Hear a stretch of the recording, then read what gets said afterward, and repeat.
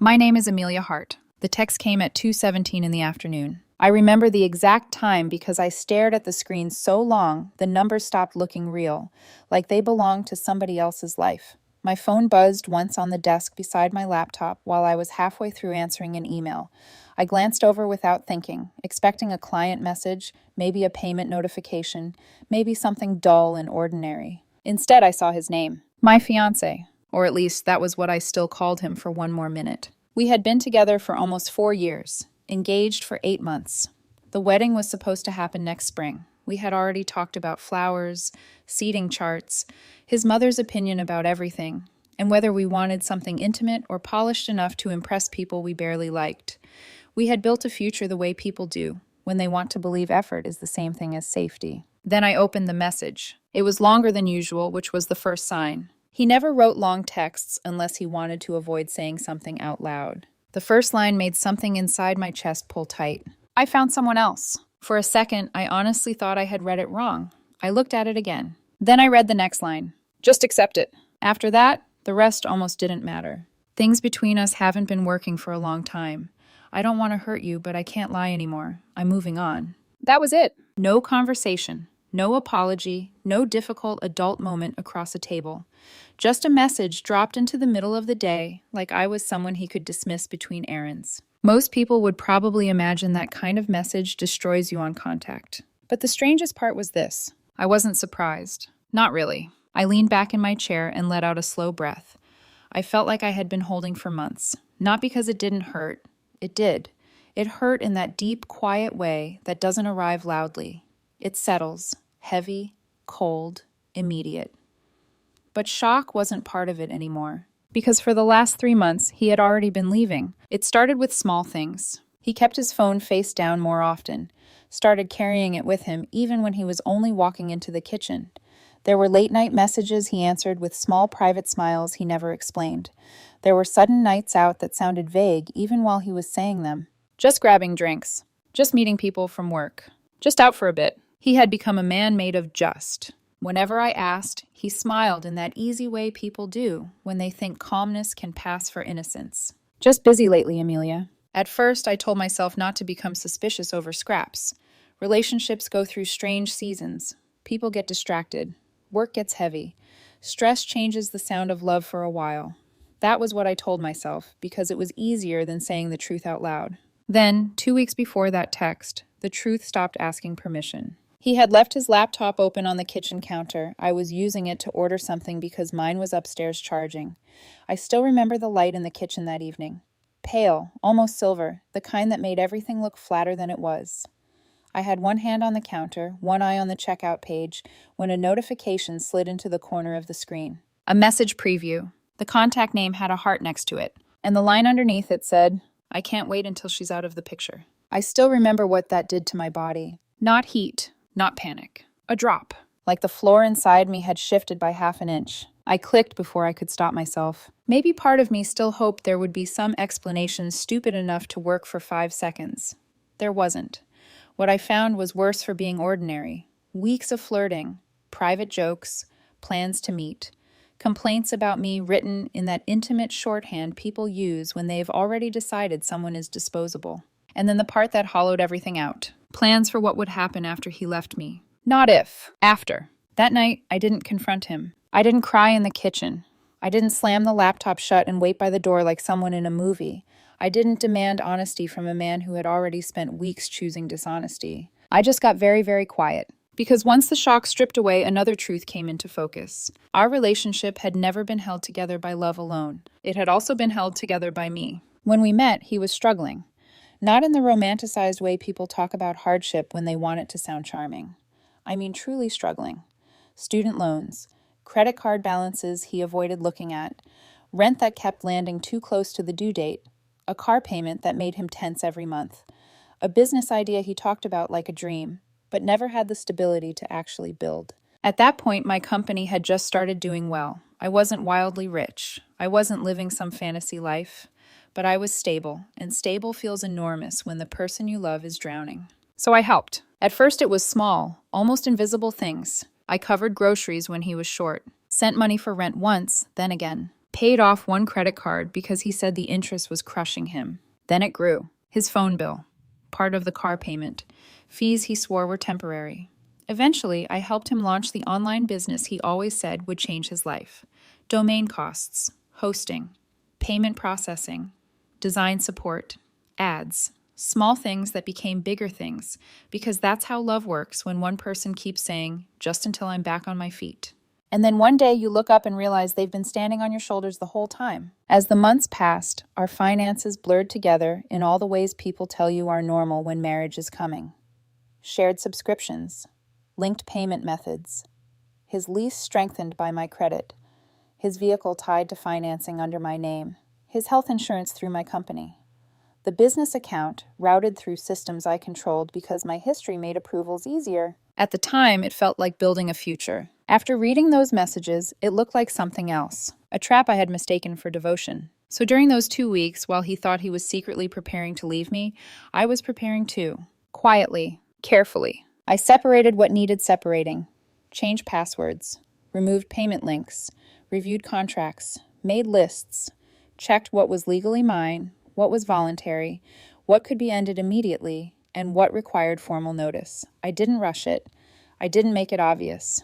I didn't want revenge, fueled by emotion. I wanted clarity. And now, sitting at my desk with his breakup text glowing on my phone, I realized the performance was over. He thought he was delivering the final blow. He thought he was the one taking control of the ending. I read the line again. Just accept it. A laugh escaped me before I could stop it. Soft, brief, not amused, just finished. Then I typed one word. Finally, I hit send, set the phone down, and waited. He called less than 30 seconds later. I let it ring. Then again. Then again. After that, the messages started coming fast. What does that mean? Why would you say that?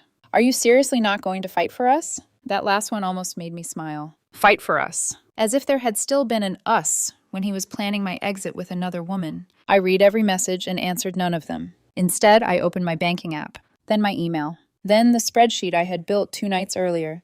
Itemized, quiet, thorough. By the end of that afternoon, I started making the final changes. Not impulsively, not angrily, precisely. The support holding up his car, gone. The hosting connected to the business, canceled. The shared credit access, removed. The payment methods, disconnected. The arrangements that existed only because I had kept saying yes. I didn't send another message. I didn't explain. I simply kept going. That night he came to my door, and the moment he understood what I had done, the look on his face changed so completely that I knew this was only the beginning. The first knock wasn't loud, just 2 short taps, like he still believed this was something small, something that could be fixed with the right tone, the right words, the right version of himself. I stood on the other side of the door and didn't move. The hallway light slipped faintly under the frame. I could see the shadow of his shoes shifting, impatient, uncertain. Then the second knock came, harder. Amelia. His voice sounded different. Not soft, not angry, just off balance. Open the door. I said nothing. Another knock. Louder this time. Amelia, I know you're inside. Of course I was. This was my home. The silence stretched just long enough for him to lose control of it. What the hell did you do? There it was. Not are you okay? Not we need to talk. Not even I'm sorry. Just, what did you do? I stepped forward and unlocked the door. Not because he asked. Because I was done letting him decide anything. When I opened it, he was exactly where I expected him to be. Tense. Disoriented. Still dressed like he had somewhere else to go after this. Like this was just a stop on the way to the life he thought he had already secured. But his eyes gave him away. Something had already started slipping. What did you do? He repeated, stepping inside without waiting. I closed the door behind him slowly. I corrected something, I said. He stared at me like I had said nothing at all. My car, he started, then stopped himself. The payment failed. I didn't respond. And my card isn't working, he added quickly. And the business account. Amelia, everything is frozen. What is going on? His voice climbed with each sentence. Not panic yet, but close. I walked past him into the living room, calm, steady. Every step controlled enough that he followed without realizing it. You said you were moving on, I said. I am, he snapped. That's not the point. I turned to look at him. That's exactly the point. He stared at me for a second, then let out a short, disbelieving laugh. You're being dramatic. The word hung in the air. Dramatic. He reached for it quickly, almost automatically. How? I asked. Shutting everything down like this? That's not normal, Amelia. You don't just cut someone off overnight. I didn't do it overnight. That slowed him, just slightly. Enough. I've been doing it for 2 weeks, I continued. You just didn't notice. Silence. He blinked. Processing. 2 weeks. I could almost see it. His mind running through timelines, messages, moments he thought were hidden. You went through my things, he said suddenly. Not denial. Deflection. I didn't have to, I replied. You left it open. His jaw tightened. That doesn't mean... It means you weren't careful. He stepped closer, anger replacing confusion. So this is what this is, he said. You found out and now you're trying to punish me? Punish. I let the word sit there. No, I said quietly. I'm done supporting you. That hit, not loudly, but deeply. I saw it in the smallest shift, his shoulders dropping, just enough to matter. That's not how this works, he said, slower now. We built things together. No, I corrected. I built things. You relied on them. His eyes flashed. That's not fair, isn't it? I moved past him toward the kitchen, picking up my phone, more out of habit than need. Your car, I said, financed under my name. He didn't answer. Your business, I continued, paid through my accounts. Still nothing. Your apartment, I added, backed by my credit. His breathing shifted, small, but clear. And your insurance, I finished, through my company. The room went still. You can't just, he started. I can. No raised voice, no emphasis, just fact. I didn't take anything that was yours, I said. I stopped giving you what was mine. He ran a hand through his hair, pacing once, then again. This is insane, he muttered. You're overreacting. That word again. I watched him. No, I said. I just stopped ignoring it.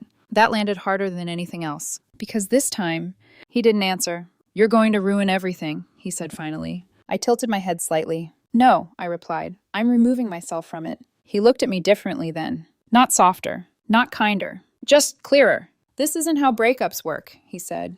But there was less certainty now. You don't just dismantle someone's life. I held his gaze. You already dismantled ours. That was the moment something shifted. Not dramatic, not loud, but real. His anger didn't disappear. It changed into something closer to fear. Because he was starting to understand something he hadn't considered before he sent that message. He thought he was walking away clean. He thought he had already secured what came next. He thought everything, the car, the apartment, the business, the lifestyle, would continue, just without me. You're going to fix this, he said suddenly. Not a question, not even a request, a reflex. The same reflex that had carried him through the last 4 years. I looked at him, really looked, at the man who thought love could be replaced without consequence, but support would remain untouched. No, I said. One word.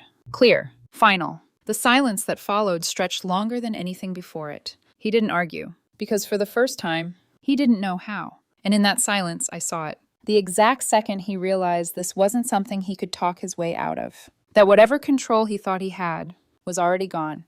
3 days passed after the message. 3 quiet, unnatural days that didn't feel like a breakup. They felt like a pause before impact. The first night after he left my door, he sent messages, not apologies, not explanations, just anger dressed up as reason. You can't just shut everything off like that. We need to talk about this like adults. You're overreacting. I read them all, and I answered none of them, because there was nothing left to discuss. He had already made his choice, and I had already made mine. The second day was quieter. No calls, no texts. I assumed he was with her. That would have made sense. When someone says they've found someone else, they usually think they already have a plan, a place to go, a cleaner version of the future waiting for them. I didn't check. I didn't need to. Whatever he thought he was building no longer included me. And that was enough. On the third day, my phone rang. Unknown number. Normally, I would have ignored it. But something about the timing made me answer. Hello? A calm, professional voice came through the line. Good afternoon. Is this Ms. Hart? Yes. My name is Daniel Hale. I'm an attorney representing Mr. Carter. There was a brief pause. Not from him. From me. Mr. Carter. The way he said it made everything sound distant. Formal. Clean. Like 4 years could be reduced to a name in a file. I see, I said. I'm calling regarding several financial matters that have recently changed, he continued, measured and careful. I leaned back in my chair. This should be interesting. A short pause. Well, he said, choosing his words. My client informed me that a number of financial accounts connected to him have recently been terminated. Yes, I said calmly, that's correct. There was a slight shift in his tone, subtle, but noticeable. He believes those accounts were shared responsibilities between the two of you. Shared. I almost smiled. I'd like to clarify something, I said. Every one of those accounts was under my name. Silence. Then, could you elaborate? Of course, I replied. His apartment lease was backed by my credit. His car was financed under my name. His business hosting was paid through my accounts. His insurance was through my company. I let the words settle. On the other end, I could almost hear him reorganizing the story in real time. So your position, he said slowly, is that these were voluntary contributions? That's exactly what they were. And you've chosen to discontinue them? Yes. Another pause. Longer this time. My client claims there was an understanding that those arrangements would continue. I leaned forward slightly. 2 days before you called me, I said, he sent a message ending our relationship. He told me he had found someone else. The silence that followed changed shape. Heavier. I see, the lawyer said quietly. So as far as I'm concerned, the relationship ended right there, I said. And with it, my support. He didn't interrupt, didn't argue, because there was nothing to argue with. Facts don't bend because someone is inconvenienced by them. I suspected that might be your perspective, he said. Good. Then came the question I had been expecting.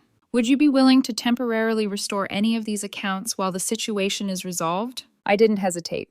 No, not sharp, not emotional, just final. The word landed and stayed where it fell. I understand, he said after a moment. But that wasn't the end of it. Because later that evening, my phone rang again. Same number, I answered. Ms. Hart, he said, sounding slightly less composed this time. Apologies for calling again.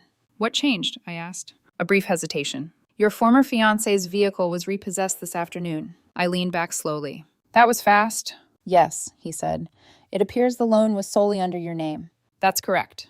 And when the payment stopped, the lender reclaimed the vehicle. I nodded once, even though he couldn't see me. That's generally how financing works. Another pause. He is also facing serious instability with his apartment. I exhaled quietly. My support was the reason he qualified. Yes, he confirmed.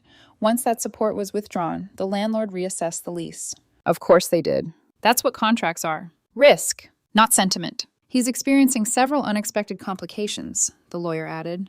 I'm sure he is. A faint change entered his voice. Less polished now, more candid. May I speak frankly, Ms. Hart? Go ahead. My client seems to have believed you were bluffing. A quiet laugh escaped me. He underestimated how serious I was. I believe that's accurate, he said. Then he continued. There's another issue. I waited. The online business, he said. The platform he operates. Yes. The hosting expired yesterday. I know. And the payment account connected to it was mine. Yes. So the site is no longer active. I leaned back again. That's unfortunate. There was a longer pause. Then the lawyer said something that made the entire thing even uglier. The woman he left you for, he said carefully, was under the impression that the business was profitable. I closed my eyes for a second. Not from pain, from recognition. Ah, I said quietly. And according to my client, she is now reconsidering the situation. I let out a short laugh. Not surprised, not satisfied, just certain. I imagine she is. Because the version of his life he had shown her, the stability, the income, the independence, had never been entirely his. It had been built on systems he didn't own, on support he didn't respect, on a foundation he thought would stay in place no matter what he did. And now, that foundation was gone. Over the next 2 days, the calls continued, each one with a new problem. First the car, then the apartment, then the business, one by one, like a structure collapsing in slow motion, until finally the nature of the calls changed. Ms. Hart, Daniel Hale said, quieter than before, my client would like to meet with you. I raised an eyebrow. To discuss what? He believes there may still be a way to resolve this peacefully. I almost smiled. He ended the relationship. Yes. For another woman. Yes. And now he wants a meeting. A pause. Yes. I shook my head. No. Silence. He says he regrets how things were handled. I'm sure he does. Another pause. Longer this time. Then, he also mentioned that the relationship with the other woman may not be continuing. There it was. Right on time. That didn't take long, I said. No, the lawyer admitted. We both understood what that meant. Miscalculation. On a scale he couldn't quietly recover from. I suspect, Daniel said carefully, that he may have misunderstood the extent of his dependence. I'd say that's a fair way to put it. When the call ended, I sat there for a long time, not thinking about him, not thinking about her, just sitting with the silence. 4 years, 8 months engaged, and it all ended with one message. Just accept it. The strange part was, I had, just not in the way he expected, because he thought he was the one walking away. He thought he had control. He thought I would be the one left holding everything together. Instead, he walked away from the person who had been doing that all along. And by the time he understood it, it was already too late.